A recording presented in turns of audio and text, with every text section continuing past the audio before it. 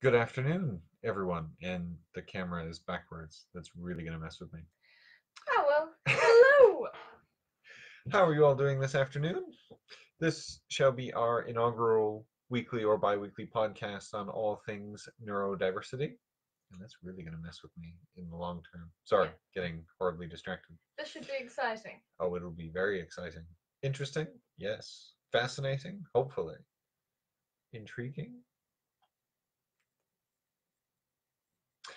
Sorry, absolutely no planning went into this, which is our style. So I thought we would start off with introducing ourselves so people know who the hell we are and what we're about, and then we can talk a bit about body language and how it relates to autism. Yeah, so stay tuned. Our big reveal for the day, I suppose, is whether or not you can actually tell purely by looking whether or not someone's on the spectrum. Ignore the thunder. Now the thunder is surprise. That's the surprise of the entire planet going, you Oh can't tell if wow. someone's Yep, autistic by looking at them. exactly. The entire planet is just, having a What? bit of a go, or maybe it's a drum roll, a bit It of could be. enthusiasm. Let's look at it as a drum roll, shall we? Mm-hmm. I'll go first, I guess, because age before beauty, I suppose. My name is Jason. I am the director and founder of One Unique Minds, of which this Facebook page is largely dedicated to being our public face. I created this company because I am neurodiverse and I spent my entire life being bullied and messed with because I'm different.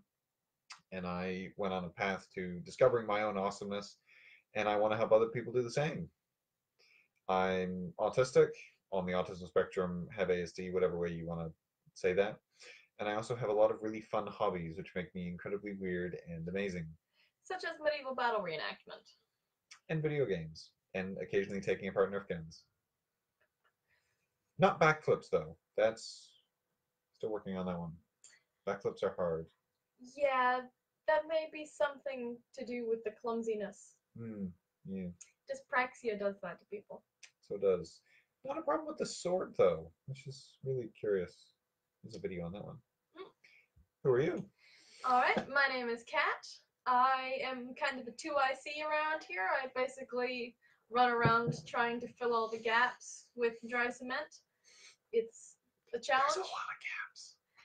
Uh, I am also neurodiverse, and basically, I'm just out and about here to help people. And I hope that there's enough people that are vaguely interested in the podcast that we can keep showing up and bedazzling you with our pink hair. Mm. Or green. I'm thinking of green next, actually. That would be Yeah, cool. I'm green. not gonna lie, I would like that. Yeah. I want to do all like the Star Wars colors, like the lightsabers, all the different colors they have with that. I want to go through those. Yeah, I, Excellent. I think that would be cool. Yeah, I'm personally gonna go like a dark indigo purple next. That's the Hmm, plan. wicked. So, just on a note, the purpose of this podcast, I don't intend to be to promote our business, although of course we will mention it because that's what we do and how we mainly help people. It's more supposed to be around the concept of neurodiversity and of how that applies to just all sorts of everyday things that come up and our view on it and sort of the view of people that we work with and how we communicate. Hi, Sandra. Hello, Matthew. Brilliant. Love it. Hopefully it's enjoyable. So our first topic today is obviously to deal with the myth, can you tell if someone is autistic just by looking at them?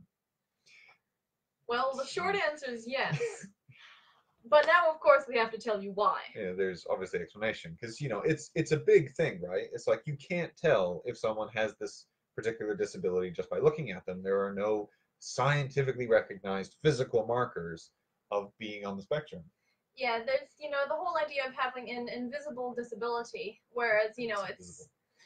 it's something that you can't easily tell by looking at someone and saying, oh, well, they don't happen to have a left leg.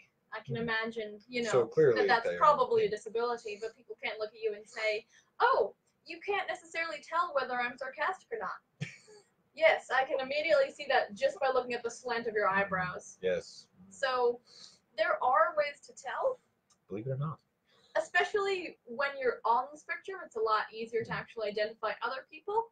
And it's great in the sense that then if you're, out and about, you can kind of see which people will probably be the most accepting towards you and which ones will potentially be your friends in situations like school. So it's, good to know how to find other peoples of the same breed. Yeah. So how can you tell if someone is autistic just by looking at them? There's a lot of different ways, actually. Like, it's scary. It's scary how many ways there actually are to tell if someone is on the spectrum just by looking at them. And we're going to say that like 500 times before this is finished. And we're Yeah, going to get really tired of it. Maybe we're just not even gonna reveal how you do it. We're just going to keep We're saying. gonna just be like one of those videos that's like promotional. Oh, we're gonna tell you all these amazing things, and then they just leave you hanging and say you need to pay $50 to find the answer. No, we're not going to do that. So the number one way I use is there's a certain posture to a person who's on the spectrum that when you know what you're looking for is very easy to spot. There's a combination of the way the back is and the shoulders particularly and the head and just the way they look when they're standing still. Cat describes it best, I think, with the shoulder thing. So essentially, people who are on the spectrum, especially when they're out in public places that have lots of people or that are noisy, So everywhere. pretty much everywhere you would Outside. observe someone. You will typically notice that their shoulders are curled inwards. It's a very instinctive. We're exaggerating here, of course. It's not like really, really significant, but you will notice that they tend to curl inwards on themselves, and that's because it's a really, kind of instinctive physical reaction to the mental overwhelm of being able to hear, see, and smell so many things simultaneously, and trying to cope not only with the potential of having a bunch of different social interactions, whether that's because there's people around, or, see, that reaction says it all.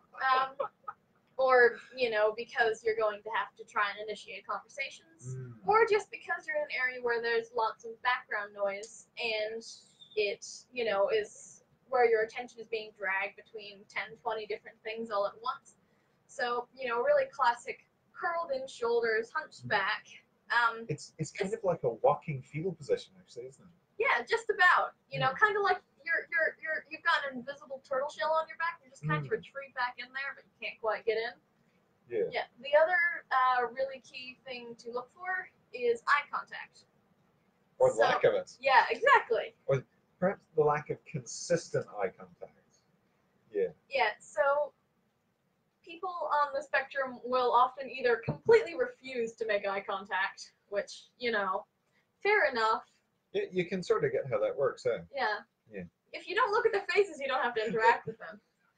But even if they are willing to make eye contact, it will often either be, broken or flitting between a bunch of people, or not quite consistent with their social interaction. The unblinking stare. That's quite terrifying to witness.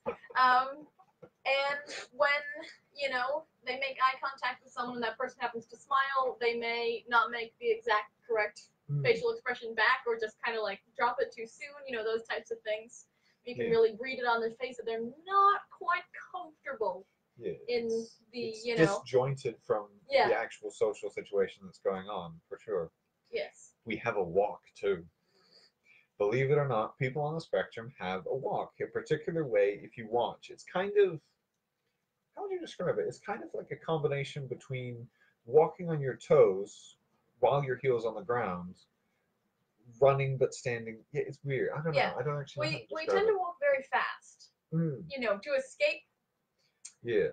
And I have noticed definitely that we lack the gait that a lot of people tend to have in their walk. We don't have that sense of rhythm that often comes, comes naturally to people while walking. One step might be shorter or longer than the next. You don't necessarily exactly know where you're going. It's that inconsistency, actually, is a really good way to look at it. Like, we're constantly trying to reassess, like you say, where are we going? How are we trying to get there? How fast should we get there? How fast is everybody else moving? Yeah. Hello, Tracy. It's that funny thing, eh? Yeah.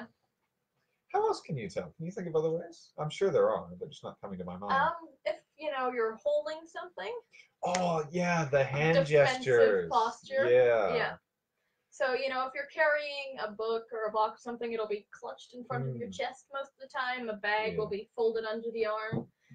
Really small things that suggest if you, or have something that you're holding, you're almost using it as a lifeline to try and, stay grounded to the area, because it's so easy to get lost in abstractions when you're not doing something that's really actively engaging, like walking, for example. Pretty standard action. Or holding something. Yes. You can be, because when our hand, or at least I find when my hands are empty, they're doing something. Yes. They've got to be in a pocket, at which point I'm kind of picking my nails, or they're out, here or whatever. There's not just kind of that normal, oh yeah. Mm-hmm. It's the here and there, and they just, even if I'm walking sometimes as well. Yeah, they're never still. They're never where you'd expect them to be. Mm-hmm. What else? I'm sure we can think of more. Oh, cool. A walking group. Very interesting. This one's gonna be weird. I noticed there's an aura around people on the spectrum that like almost an energy force that you can tell. You walk up to somebody, or even you see someone across the room, and it's kind of like I can sense that unique brand of awkwardness just emanating from you. Yeah. And now I'm gonna go and introduce myself. That's exactly it, and it's kind of like a resonance, I think, because your aspiness goes out and bounces off their aspiness, and it comes back. Yeah, like echolocation. Yeah, it's aspie location. There you go. It's aspie location. Oh, that's good. And as well as just being able to identify when you encounter someone who has an invisible disability. I'm telling you, it's true. Yeah.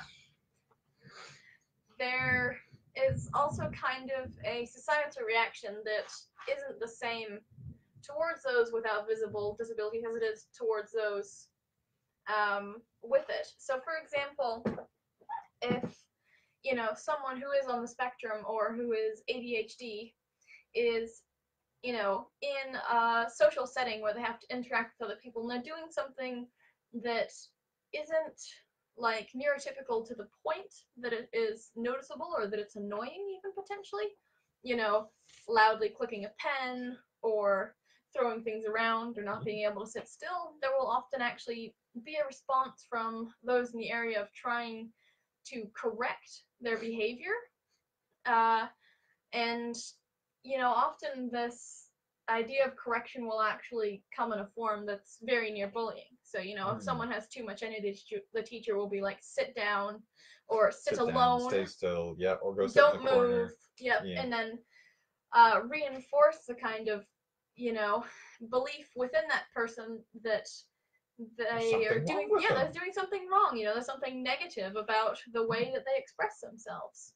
Or, it will actually almost revert to the point of bullying. So someone will say, the way this person communicates is really annoying because they talk too much at once, or they don't understand when's not an appropriate time to tell a joke. Funerals, apparently.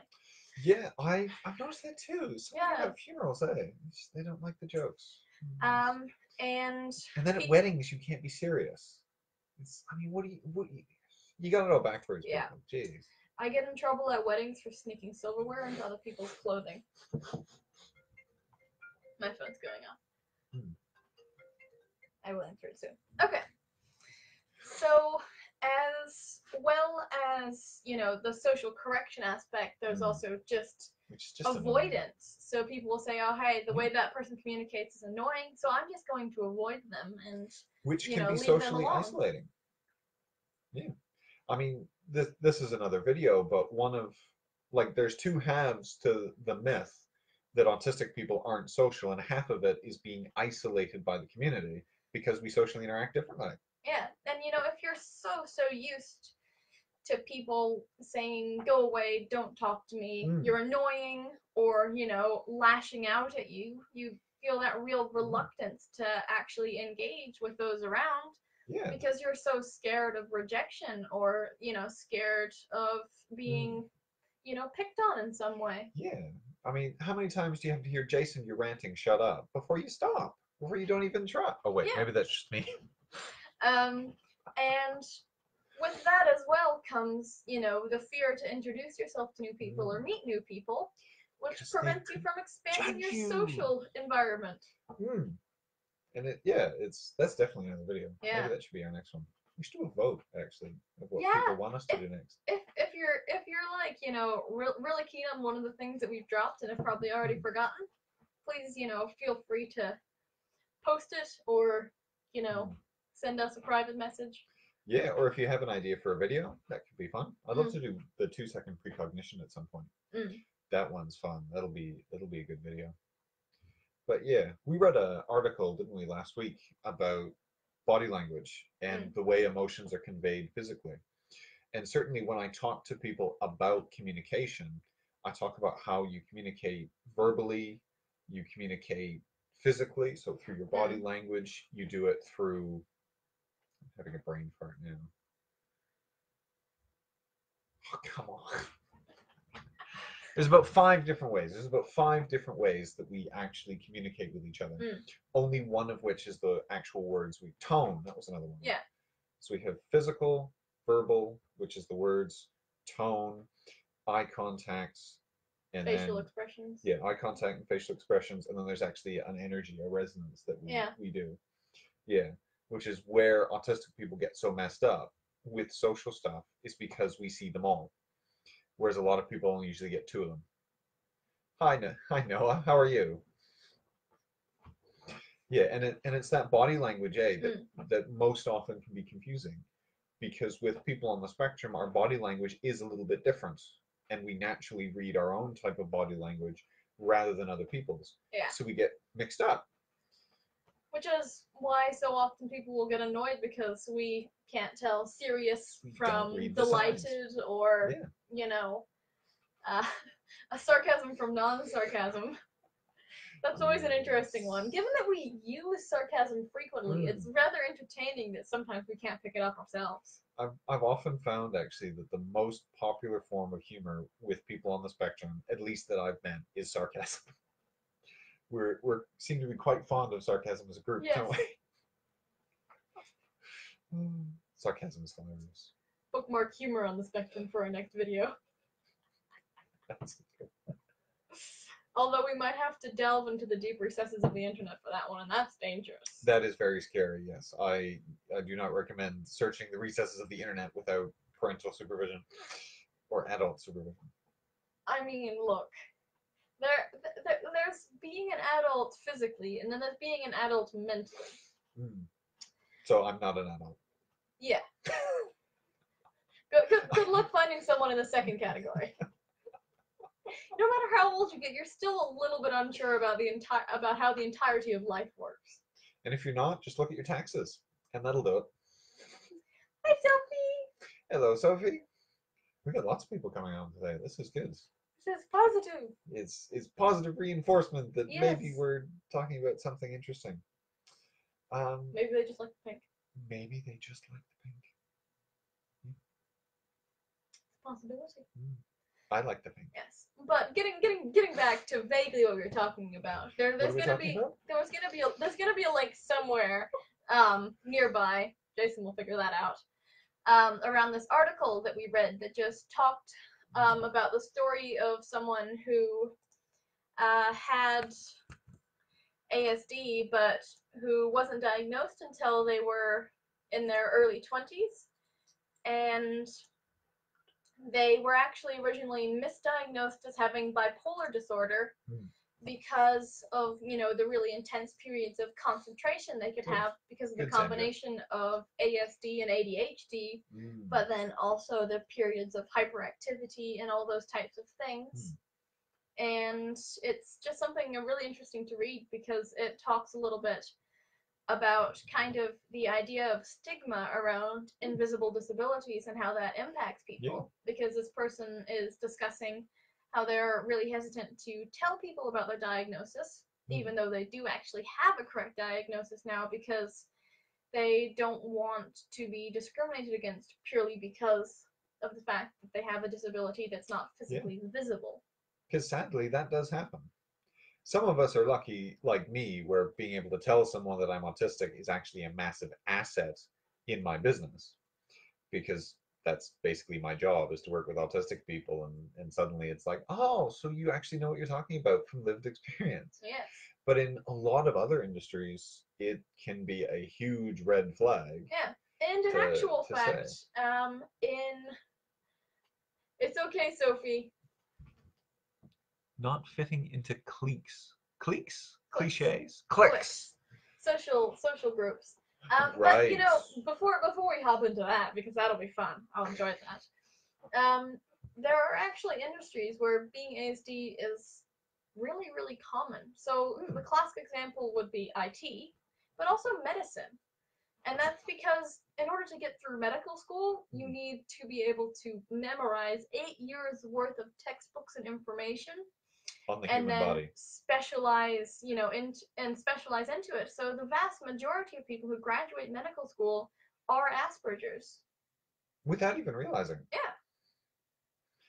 Because can a neurotypical really, guys, memorize that much information Not easily. obsessively? No, right? Yeah. Like, Well, certainly not obsessively. yeah. No offense to NTs or neurotypical people, but that's an autistic trait, is being Yeah. able to memorize massive amounts of And seemingly have pointless information. you noticed how terrible doctors are at communicating?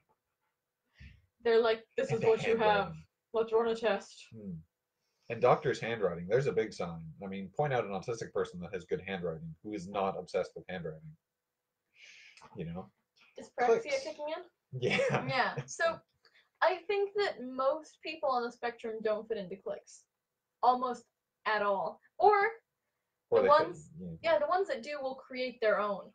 So, the idea of pulling in people around them that they feel comfortable communicating with, and then just forming their own group around, some core concept or core shared activity that then allows them to be sociable, but within their own parameters. Having been a social outcast, I'm not that familiar with cliques or how they work.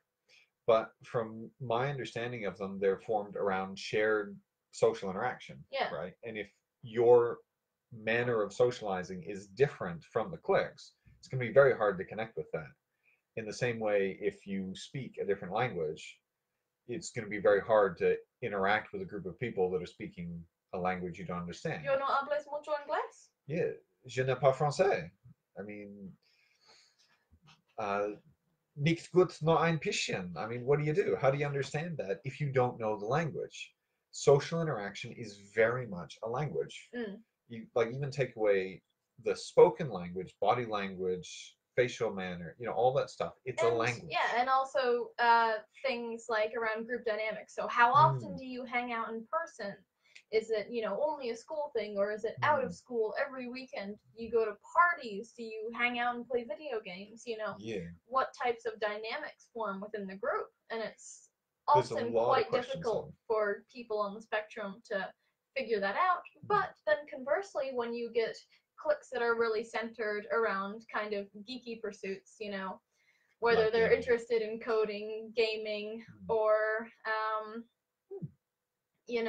other things like that, then they'll actually end up pulled in to a group that's full of people on the spectrum who then just all interact in a blissful sea of weirdness. Which is often what we find with what we do with our Dungeons and Dragons groups, is you get people who are antisocial, and then, put them in a room with other antisocial people fighting monsters and rescuing damsels in distress, or guys in distress, because we're not prejudiced. And there's no social problems at all. My handwriting is pretty good, though I treat it like an art. A lot of practice, including writing what you can write with your feet, Bryce. I'm really impressed now. That's incredibly impressive. I'm also very intrigued. Yeah, exactly, Sophie. Now, Paula, I was always a part of cliques throughout my life. I'd love to know what kind of cliques, actually. And that raises another really good point with language and communication, is the ability of many autistics to mask or present the attributes of someone who is not autistic. Yeah, especially for girls on the spectrum. The reason that so few girls with ASD are diagnosed in comparison to guys, there's one of us for every four of them. Supposedly. Yeah. In reality, it's probably about, 50-50 split. Be. It's just the diagnosis is crap. And essentially it's because, especially with girls, we're more able to identify the areas where we aren't correctly integrating socially, and then we work to correct the deficit. So we develop coping mechanisms that disguise, that disguise the way that we truly are, I suppose, and almost, build up like a, illusion of neurotypicalness in order to fit in. But then they end up being not diagnosed and feel like they're going through their entire lives, either unhappy or just, locked into a shell where they, can't genuinely be themselves. Which, of course, leads to a lot of mental health problems. On that thing, I think that's really a gender thing, because women in general are better at listening, and men are. What did you say before? But it's science, actually. The female brain is much better at processing and connecting that kind of information than the male brain is. And it's because it's smaller in size and more compact, so our neurons fire a lot more efficiently. Another fun fact, the bit that connects the two halves of the brain is thicker in women, which is why women are much better at multitasking, because the parts of the brain can transfer the information better that way. That's my excuse, and I'm sticking to it. So, yeah, that's a large part of why girls do actually end up in cliques a lot, even when they're ASD. And, once you get to 12, 13, 14, you've already had a lot of social experiences, because girls, when they're younger, tend to play games, like House, where it's make-believe. You have to try and play a role. So you get really accustomed to trying to, act like everyone else does, and just feed off that, as well as things like reality TV shows that were kind of led to believe girls are meant to watch, or the idea of playing dress-ups with dolls to make them look socially acceptable, instead of getting able to, like, thank you, Anna, instead of being able to actually do awesome things. I always personally loved having, like, remote control cars and like being able to build stuff. Yeah. When I was a smaller child. Stuff's cool, eh? Just on the note with the two genders, it works as well for the entire gender spectrum. Each type of gender person. I have no idea what the right terms are. You should be covering this. Every different gender identity. There we go. Has its own, different level of social exposure to, the concepts of cohesion and fitting in. And actually, interestingly enough, among women, there's often a, culture of trying to equalize people. So in New Zealand, we call it tall poppy syndrome. The idea of basically if someone is better than you at something, or better known, you just chop them down. So yeah, among women, a lot of the time it's, trying to equalize out. So people are scared of standing out in any way, because they don't want to then be judged for it. In Canada, it was the stereotype of the mean girl, the popular one, who was always controlling the entire social scene in the school to maintain that social equilibrium. Yeah. It's pretty nasty. The movie Mean Girls actually really takes that to a very satirical point. Yes. It's funny how tragically true a lot of that is. Honestly, if you want to get a good idea of how ridiculously absurd social hierarchies can get, Scream Queens is a great show to watch the first couple episodes of. Scream Queens. It's around a sorority in the States. And that'll be good. Yeah, and basically, they're trying to indoctrinate these new members who refuse to fit in, and they just pull out all the stops until they force them to behave in the correct way. Yeah, Paula's got a really good point. And when autistic girls or women mess up, we get judged very harshly because people think we have social skills. We don't. Yeah. That's pretty harsh. I mean. And once you get that kind of like social smackdown for not behaving exactly right, you tend to, really, really focus on your own behaviors, kind of like the traditional ASD intensive focus on things you're interested in, but this one almost comes out of necessity, not out of joy anymore. And it really can, lead down the trails to things like social anxiety, where you're so scared of interacting with people because you don't want to do it wrong. Or just anxiety in general because, you don't want to do anything wrong. Yeah. It probably is because you're a kinesthetic genius there, Bryce. That's another actually really good video idea. We're coming up with lots of good video ideas, is the thinking styles. Because, with kinesthetic thinkers, just because you're autistic doesn't mean you can't be kinesthetic or oral or visual. They all work in together. Yeah. Yeah, or that's a perfect one as well, and it kindly teach us how to act normal. What is normal? Really? Statistically speaking, the very idea of being normal is so abnormal that it's not normal. I watched a television show years ago now. It was a British one, and for the show, they tried to find the average Briton, so the average British person. Yeah. And they got together and they did all of these tests and stuff on like 200, 300 British people, and they couldn't find an average male Briton, and they found the closest female Briton. So they didn't actually have a normal. Out of 200 just random people they grabbed off the street, there was no normal.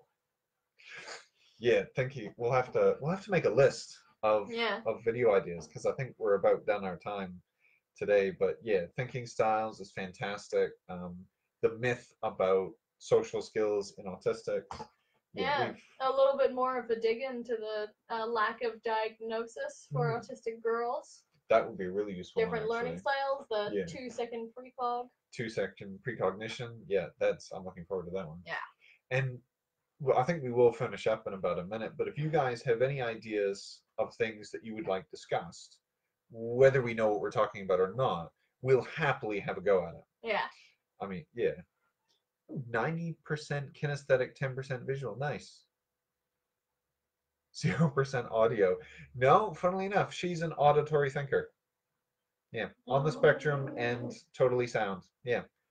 Freaky I can't think heck. Visually at all. Yeah. Makes remembering faces really hard, so I just describe people to myself, writing, little paragraphs of text in my head. Not literally, because I don't actually envision the paragraphs, I just think them to myself, and then I memorize them and reapply them every time I bump into someone in case I know them. Whereas I'm a visual conceptual thinker, so I see in images, but I see everything connected to what I'm thinking about.